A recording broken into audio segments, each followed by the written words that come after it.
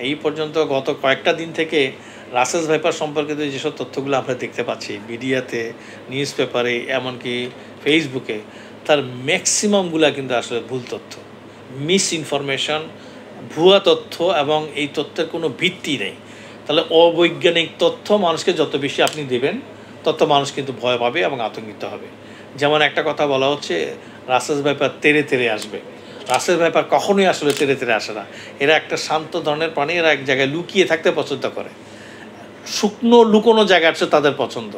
যদি আক্রমণাত্মকই হয় তাহলে সে লুকিয়ে থাকবে কেন? তাহলে দেখেন তথ্যটা সম্পূর্ণ ভুল, এবং ওরা ফোঁস করে আওয়াজ করে, এসব করে, এইসব তথ্যগুলো আসলে সঠিক না। তারা যেটা করতে পারে, কুণ্ডুলি পাকিয়ে বসে শুয়ে থাকতে পারে।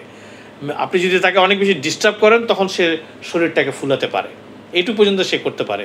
এবং আপনি যদি তাকে কোনো জায়গায় কর্নার করেন অথবা খুব বেশি পরিমাণ আক্রমণাত্মক তার জন্য করেন, তখন সে আত্মরক্ষার্থে কিন্তু আপনাকে বাইট করতে পারে। কিন্তু একটা জিনিস খেয়াল করতে হবে, তার ভ্যানম কিন্তু অনেক স্ট্রং। এটা কিন্তু রক্তক্ষরণজনিত সমস্যা করতে পারে, কিডনির সমস্যা করতে পারে, শরীরের বিভিন্ন অর্গান ড্যামেজ করে ফেলতে পারে। এমনকি দীর্ঘমেয়াদী আমরা দেখেছি আমাদের এখানে মস্তিষ্কে পিটিউটারি গ্ল্যান্ড বলে একটা গ্ল্যান্ড থাকে, এই গ্ল্যান্ডেরকেও সে অকেজ করে ফেলতে পারে দীর্ঘমেয়াদী।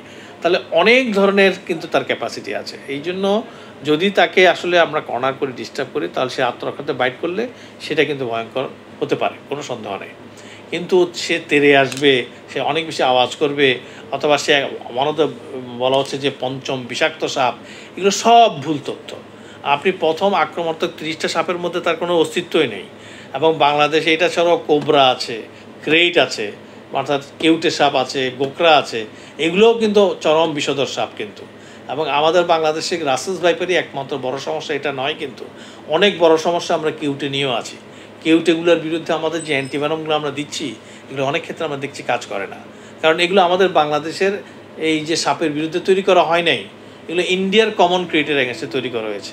ইন্ডিয়ান কমন ক্রেট বাংলাদেশে কমন না, ইন্ডিয়ান কমন কোবরা বাংলাদেশে কমন না।